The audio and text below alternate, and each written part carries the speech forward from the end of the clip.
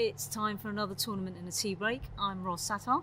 I'm George Bellshaw. And we are at the end of day 2 of the 2018 Nitto ATP finals. The end of the first of the round robin section. What do we think? What do I think? Good question. I think I enjoyed today a lot. I had You much did? fun covering the doubles today. I had a great time.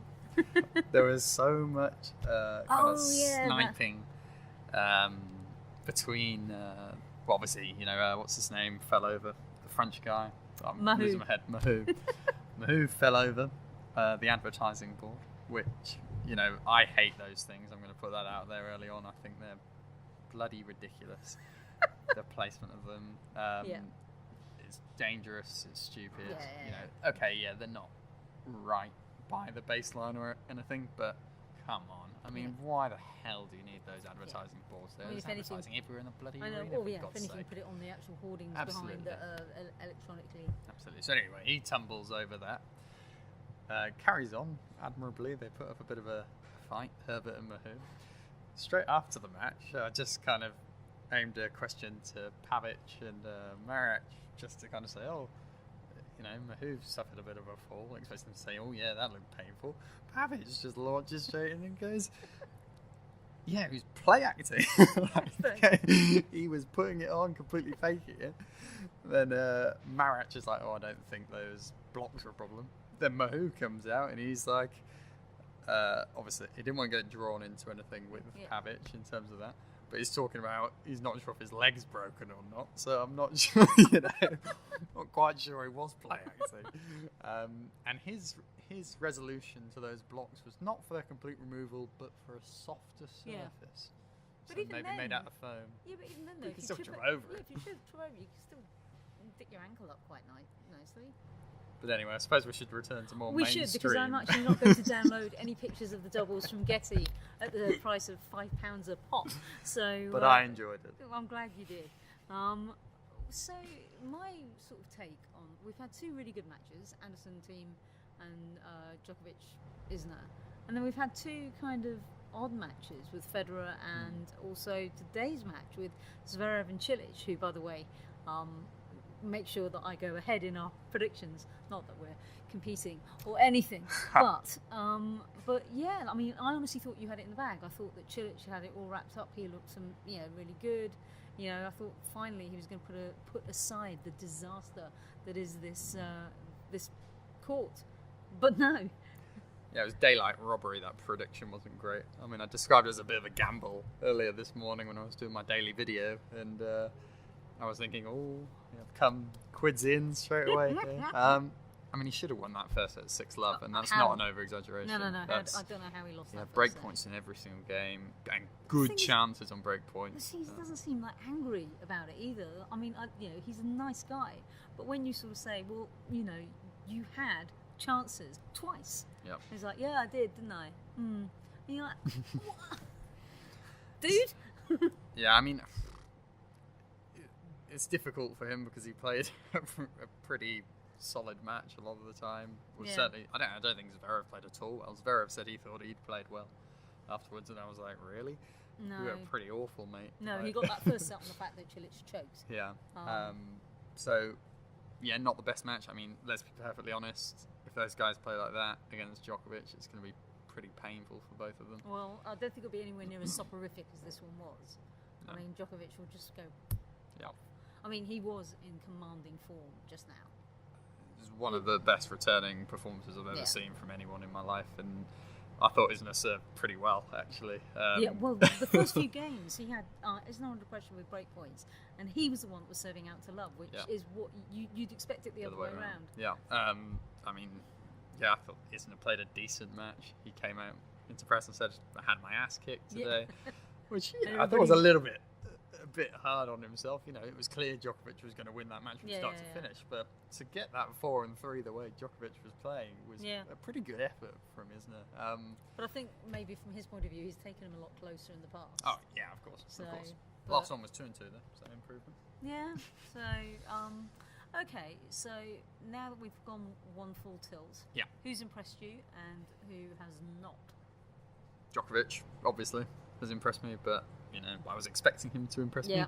Kevin Anderson impressed me very much. He was the second best player I've seen sure. so far, for sure, absolutely. Wooden spoon? I think teams probably played the second best set of anyone else in terms of that second one against Anderson. That could have gone either way. Yeah, Nishikori, I wasn't that impressed with, but got the job done. Well, by playing less badly than Roger, Federer. So that's not exactly. So I think team probably played the highest level set of anyone behind those guys so far. Okay. And who's the poorest? Federer was the worst in terms of what he should be and what he was.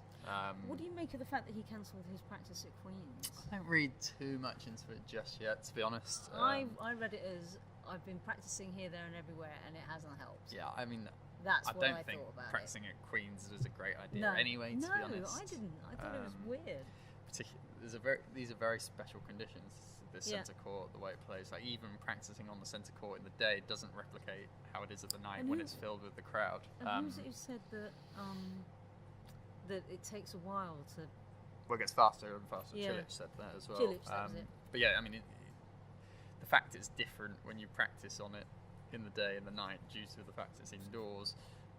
And you don't want to further take it away by Yeah. going and practicing then at Queen's. You want to play as close to that Yeah. court as you can. No, and I even then agree. you know it's going to be different. But I mean, look, Federer skips practices quite often these days when he's got days in between. Not too worried. Something may or may not have happened, but I think it's all speculation at this stage, and the ATP have kind of confirmed, as far as they're aware, he's playing tomorrow. Yeah. So Okay. I think he will do. So on the subject of tomorrow, Yeah. We kick off with Anderson and Nishikori. We do. Now that's quite an interesting matchup, actually.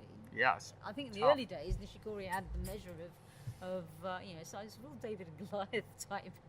Yeah, well, it's Hopefully without loincloths and slings, because that would just be weird. It's interesting because we had Nishikori play Federer twice in the build-up to that first match in the past month, and the same's happened with Anderson. So he lost to Anderson in Vienna in that final. Now we might put that down to actual nerves for Nishikori in finals, considering he's lost his last 9 tour-level finals. Ooh. So we might, maybe have a mitigating factor then, and then he beat him in Paris 6-4, 6-4. But I'd be inclined to put that down to Anderson being a bit knacked. Very possible. But, which one do we favour? The Paris court speed, I think we've seen today, is 0.1, whatever the hell it is, measured in away from what it is here. Is it rotations per second or something stupid? But everyone here has said that the bounce is very different as well. So I don't really know what to read into it. I think I've gone for Anderson. I've just written my preview. I've completely forgotten who I've gone I for. went for Anderson. But I think I did go for Anderson because he played the best level match. Yeah. But I wouldn't be surprised again if Nishikori wins. It's Anderson in 3 for me. Yeah, I went for Anderson in 3. And yes, the lucky losers, or not unlucky losers as the case may be, Federer and Team. It's interesting because if... Because that's another head-to-head in favour of the underdog. Yeah. Well, if Anderson does beat Nishikori, then Federer were to lose to Team, then Federer's out. Yep. Which is very interesting and unthinkable a couple of days ago, really. I don't want to say I can't see him playing that badly again, but I kind of can't. I mean, something would have to be wrong, really wrong, for it to be that bad again. I think I picked him in 3, but I think that Team will come back. Team could beat him if he plays like that again, as he did against Nishikori, and Team plays how he did in that second set. It's going to be a one-sided contest. Team weirdly has a winning head-to-head against Roger and beat him in Stuttgart on grass last time, which I was like, what? Yeah, I completely forgot that had happened. Yeah, I wasn't surprised with the win on clay, but the win on grass made me sit up. But they've never met indoor hard. That would typically favour Roger, but then again, grass would typically favour Roger. But then Team hasn't gone badly on him. He's actually He's improved this year. Yeah, exactly. He has improved. I'm going for Roger, but just simply because I can't fathom him being that bad again. But he might be. That's my hot take. He might be bad again. All right. Well, I think we'll leave it there. We've been very lucky to relatively early nights. Yeah. I don't think we're going to be that lucky again. No, probably not. I think Federer Team has the potential to be a long one. I know, and I've got to be early doors in Love Sport, so that's not going to be particularly great. Not lucky, yeah. You have, of course, been listening to Ros Satar from Britwatch Sports. And George Bellshaw from metro.co.uk. Thank you for listening and goodbye. Bye.